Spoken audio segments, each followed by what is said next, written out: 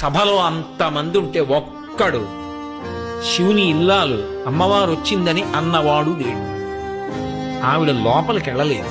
వెళ్లకుండా తిన్నగా యజ్ఞశాల దగ్గరికి వెళ్ళి దక్ష ప్రజాపతి దగ్గర నించుని ఆవిడ ప్రశ్న చేసింది.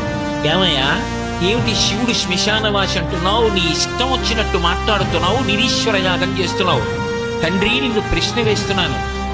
లోకంలో పైకి అమంగళంగా కనపడతాడు, ఏదో కపాలమాల వేసుకుంటాడు, కానీ నిజంగా లోకంలో ఏదైనా అమంగళమైంది కనపడింది అనుకోండి, శివ ఆయన పైకి అమంగళంగా కనపడతాడు, కానీ ఆయనంత మంగళప్రదుడు లోకమనందు లేడు. నీకు తెలియదా ఈ విషయం?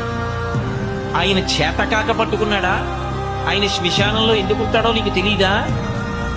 ఆయన శ్మశానంలో ఎందుకుంటాడు అంటే, చచ్చిపోయేటంత వరకు అక్కర్లేని చోట్లన్నింటిలోనూ తిరిగి ఎన్నడూ శ్మశానానికి వెళ్ళని వాడు చచ్చిపోయిన తర్వాత కాళ్ళు చేతులు కట్టి కొత్తకరల మీద పట్టుకెళ్ళి తీసుకెళ్లి దహించేస్తే వాడిలో ఉన్న జీవుడే పైకి లేచి ఒక్కడు నిలబడి ఏడుస్తుంటే, ప్రదోషవేళ అయిపోయిన తర్వాత కొడుకు కూడా పక్కన లేకుండా అందరూ ఇంటికి వెళ్ళిపోతే, అయ్యో నాది నాదనుకున్న ఈ శరీరం కూడా కాలిపోయిందని ఏడుస్తుంటే, చచ్చిపోయిన వాడు ఇంకొక మాట చచ్చిపోకుండా ఉండడానికి, ఓదార్చడానికి నాన్నవాడు ఒక్కడక్కడ ఉండడని నేనున్నాను పార్వతి అని చెప్పాడు మహాభారతం అనుశాసనిక పర్వంలో.